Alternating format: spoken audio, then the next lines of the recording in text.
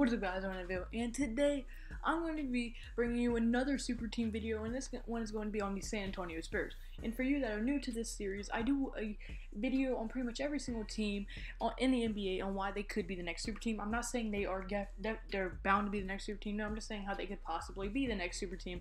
Like, I'm not saying that. Like, I did one on the Sacramento Kings, and I was like, "This is just never gonna happen." I'm aware of that, but like, I'm doing one on every team, and yeah, so without further ado, without me rambling on too much, let's get right into this video. So my first reason that they're going to be the next super team is, well, their defense, which they are most known for, because last year the Spurs defense proved to be a defensive juggernaut, as they were 61-21. They finished number 2 in the Western Conference, with that includes Curry, the Golden State Warriors themselves, Houston. They're stacked.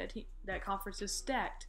And their defense was ranked number 1 on the defensive power rankings, number 1 in the entire NBA, led by Kawhi Leonard, and they were also second in allowed points per game. So they allowed the second least points per game, letting teams only score 98 points per game on average.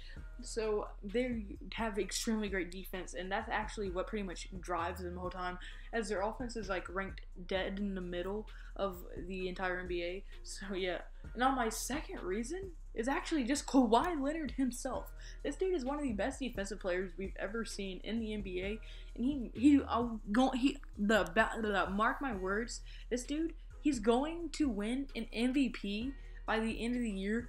Not by the end of the year, by the end of his career. Just mark my words. This dude averages 25.5 points per game, 5.8 rebounds per game, and 3.5 assists per game. He's a 2-time Defensive Player of the Year.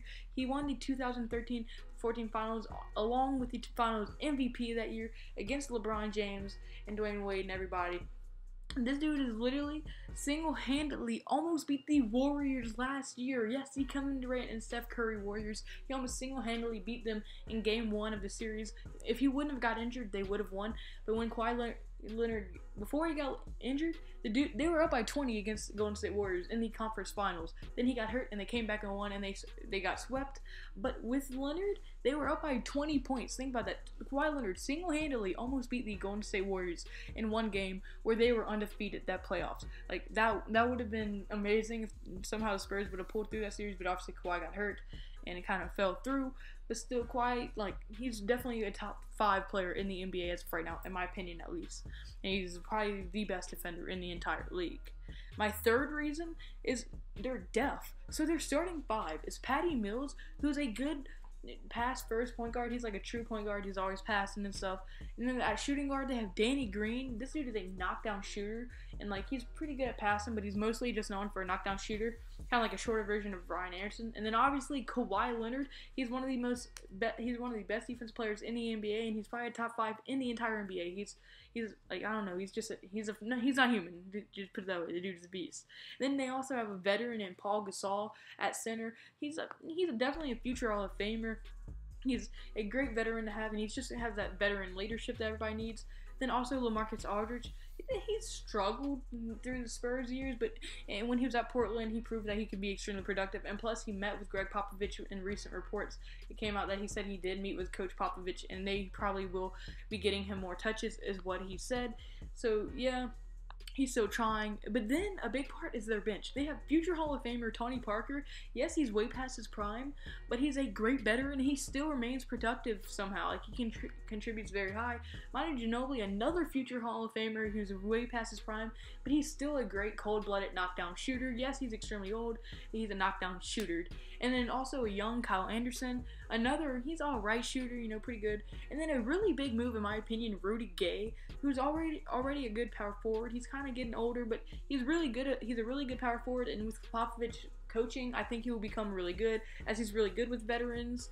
And I mean, he would start on any other team pretty much. Let's be honest, the dude's pretty good. He would start on any other team. Now my fourth and final reason is, well, Popovich himself. You already know Popovich. I love Popovich so much. He's the GOAT. MVP. Popovich is the real MVP. But like, he somehow managed to keep Paul Gasol, Tony Parker, Maya Ginobili, and Tony Parker in their late 30s, and one of them are in their 40s. Paul Gasol's in his late 30s also. They somehow managed to keep them productive. Don't ask me how. Yes, they're all great players, but Popovich has managed to rest them and play them whenever they want it. Even up until Tim Duncan's last year, he was still productive. Popovich is one of the best coaches to ever live. He keeps people productive, and he brings people like Kyle Anderson, Patty Mills, and Danny Green. No one has ever heard of them until he started coaching them, and now they're like great players in the NBA. Not great, but like they're really, really good role players, and they would still start for any other team. This dude, like, Popovich just coaches people. I don't know how. And that's why I think Rudy Gay is actually going to have a breakout year this year, because he's just really good with people that want to listen and want to learn from him. So you never know. So in recap, before I end off the video, their defense is a huge part of why they're going to be good. And plus, the addition of Rudy Gay, I do think is going to help out with their defense. Kawhi, just one of the best players in the NBA. The dude's a beast. They're depth. They have a great starting five and an extremely good bench, in my opinion. And then obviously Popovich, the GOAT. He's a huge contributor. Without him, I'm pretty sure they're going to start declining once he retires. Popovich. But yeah, guys, at any point, if you agreed with me, at any point, hit the like button and comment below. And if you want, just tell me what kind of videos you want more. You want more Super Team videos, which I can't do a ton more because I'm running down on teams. And I mean, yeah, we're just running low on teams to do on. And also, just, you know, if you didn't like the video, don't hit the dislike button. Just leave. You don't have to hit the dislike button. Don't upset me. I'm kidding. But kids, don't think I forgot about you either. Remember, never do your vegetables. Always eat your drugs. Stay safe. Wear your seatbelt. Goodbye.